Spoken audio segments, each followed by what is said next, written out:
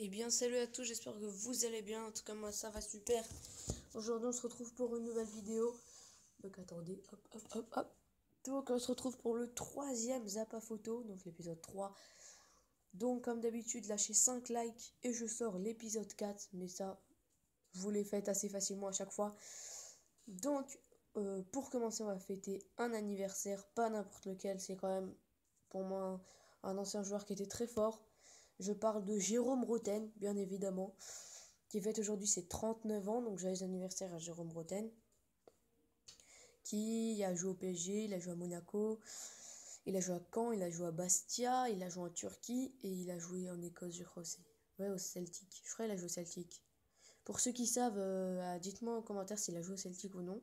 Je suis sûr qu'il a joué dans tous les clubs, dans tous ces clubs-là. Je sais pas s'il a joué. Je crois qu'il a joué en Écosse. Bon, bah vous me direz en commentaire. Donc joyeux anniversaire à lui. On repart avec cette photo, donc prise sur Instagram, hein, voilà, mon Instagram sera dans la description. Donc dites-moi dans les commentaires, voilà, ça va faire beaucoup de choses, hein, parce que j'ai 4 choses à vous mettre dans les commentaires, plus le Roten s'il a joué au Celtic. Donc déjà, parmi ces 4 célébrations, laquelle vous préférez? Personnellement, j'aime bien celle de Dybala, en mode comme ça, là. Genre, oh, t'as vu cette meuf? Oh putain, elle est trop bonne. Voilà, c'est à peu près ça, sa célébration. Après, Aubameyang, je sais pas ce qu'il veut faire là. Je crois que c'est un salto, mais je suis vraiment pas sûr. Bah, Ronaldo, c'est la mythique. Et puis le téléphone de Griezmann, ça passe. Mais je préfère celle de Dybala. Elle est mieux. On passe ensuite à cette photo. Donc, on va se mettre à droite. On va cacher la tête de Messi. Donc, on peut voir ici sur cette photo le classement des buteurs. Donc, le classement des buteurs cette année. Donc, il faut savoir qu'il en reste plus que 3 dans la course. Ah non, 4. Il y a 4 encore. 4 des 7 meilleurs buteurs sont encore dans la course parce que Agüero, Mertens et Aubameyang et Cavani ne sont plus là vu qu'ils ont été éliminés avec leurs clubs respectifs. Donc on peut voir que le meilleur buteur c'est Messi, 11 buts. 11 en 7 matchs. En plus il a même fait 2 passes décisives, c'est un malade ce type. Ensuite il y a Cavani, 8 buts en 8 matchs, donc il a marqué face au Barça. Très bonne saison en Champions League pour lui. Ensuite, Aubameyang, 7 buts en 7 matchs. Donc lui, c'est la même chose, hein. Très bonne saison pour lui. Il est même meilleur buteur de Bundesliga. Donc ensuite, on a Lewandowski, 8 buts. Non, 7 buts en 8 matchs. Ensuite, on a Agüero, 5 buts en 7 matchs. Mertens et Benzema, à 5 buts en 8 matchs. On va passer ensuite à cette photo. Encore prise sur Instagram, mais vous l'avez compris. Donc, en 1993, jour pour jour, enfin c'était hier du coup, jour pour jour hier, Totti faisait ses débuts en 1993 contre Brescia, parce que je crois après il y a un autre truc contre Brescia. Ensuite, deuxième photo, quel est le joueur que vous préférez parmi ces 4 là? Sûrement que vous les connaissez tous, mais je vais vous les rappeler. Vous les connaissez tous, mais je vais vous le rappeler parce que voilà. Donc le 1, tout le monde le connaît, c'est bien évidemment Kaka, qui a joué au Real et à l'AC Milan. Le 2, bien sûr, c'est le plus connu des 4, c'est Ronaldinho. Le 3, peut-être c'est celui qui est le moins connu parce qu'il jouait avant, enfin il y a quand même assez longtemps maintenant, je crois que c'était en 2005-2006 qu'il jouait. Hein. Donc c'est Rivaldo. Et le dernier, le 4, c'est Juninho, tout simplement, l'ancien lyonnais qui tirait des coups francs de 40 mètres, pour ceux qui s'en souviennent. Donc voilà, hein, dites-moi dans les commentaires, encore une fois, lequel de ces 4 joueurs vous préférez. Ensuite, on va passer à quelque chose de mythique. C'est Gianluigi Buffon, qui a, avec l'Italie, joué son 1000e match en tant que professionnel. C'est juste énorme, parce que 1000 matchs, ça se voit, tu vois, lui, il aime bien là. En plus, 1000 matchs avec seulement 2 équipes. Il a joué qu'avec Parme, 2 ans, et la Juve, je sais pas combien d'années. Donc on peut voir qu'il a fait 832 matchs en club, donc sûrement 600 avec la Juve. Et surtout, 168 sélections avec l'Italie. Parce que c'est pas le 1000 qui me choque le plus. C'est les 168 sélections. Il est déjà à 168 sélections. C'est un truc de ouf. Quand tu vois que Loris, c'est le meilleur, c'est celui qui a le plus de sélections en France et qu'il a 87, tu te dis, c'est quoi le problème? Non, parce que franchement, Yoris, Buffon, il est vraiment hyper chaud. Ensuite, pourquoi j'ai pris cette photo? Tout simplement, en fait, on peut voir que Neymar lève les bras, en fait, c'est pour faire allusion au Brésil. On peut voir ici Neymar Junior avec un petit avion et le drapeau de la Russie, tout simplement. Le Brésil est qualifié pour la Coupe du Monde. C'est pour ça que j'ai pris cette photo, pour faire cette petite allusion, où le Brésil est premier de sa poule et ils sont obligatoirement qualifiés pour la Coupe du Monde. Et ça va sûrement être le cas de la Colombie dans pas longtemps. Et de toutes les autres équipes. Et je crois que c'est la dernière. Donc, je crois que c'est la dernière photo où je vous demande de choisir. Donc, pour savoir qui sont ces 4 joueurs, eh ben, je vais vous les dire. Parce que vous en connaissez obligatoirement un, c'est le 3. Si vous avez de la culture générale, vous connaissez aussi le 1. Mais le 2 et le 4, normalement, vous les connaissez pas. Normalement. J'ai pas dit normalement. Donc, le 1, je pense que la majorité d'entre vous le connaissent. C'est Milito, celui qui a joué jusqu'en 2012, je crois. Ouais, 2012. Il a gagné la Champions League avec le Barça en 2008. C'est lui qui avait mis le premier but. Si vous vous souvenez, c'était face à Manchester United.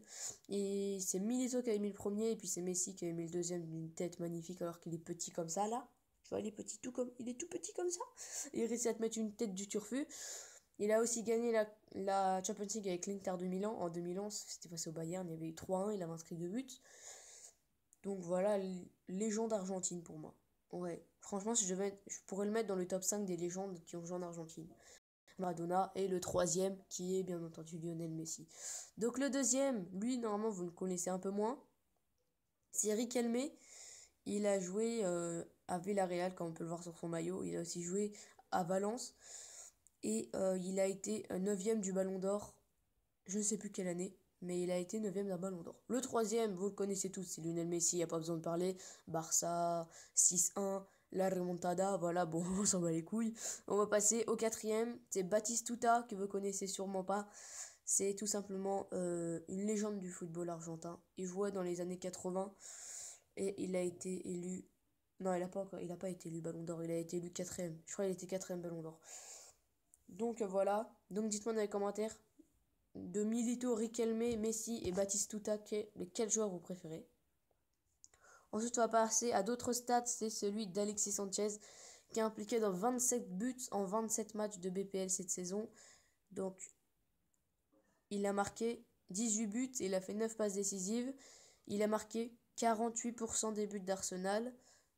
Moi, je pense qu'il va partir. Avec Ozil, c'est les 2 joueurs qui vont partir. Parce que pour moi, Alexis Sanchez, il a rien à faire à Arsenal. Il met 48% des buts d'Arsenal et en plus, ils sont même pas dans le top 3. Donc c'est franchement chaud. On va passer ensuite à Marseille qui a remporté 57% de ses matchs de Ligue 1 avec William vainqueur cette saison, 12/21. Et 11% sans lui, donc indispensable, donc 1/9. C'est chaud. William vainqueur, il fait des gros matchs avec Marseille. C'est quand même chaud. Ensuite, on va passer à Totti. On avait déjà vu Totti, mais là, c'est encore Totti. 32% des joueurs ayant évolué en Serie A. Ayant évolué en Serie A en 2016-2017 n'étaient pas nés lorsque Totti a fait ses débuts il y a 24 ans. Il faut savoir qu'aujourd'hui, je crois qu'il en a 38 ou 37. Non, elle a pas pu commencer à 13 ans. Attends, il a commencé à quel âge? Je sais même pas il a quel âge Totti en fait, c'est pour ça que je vous dis ça. Je crois qu'il est dans les 38. Mais ça fait qu'il aurait commencé à 14 ans. C'est vous.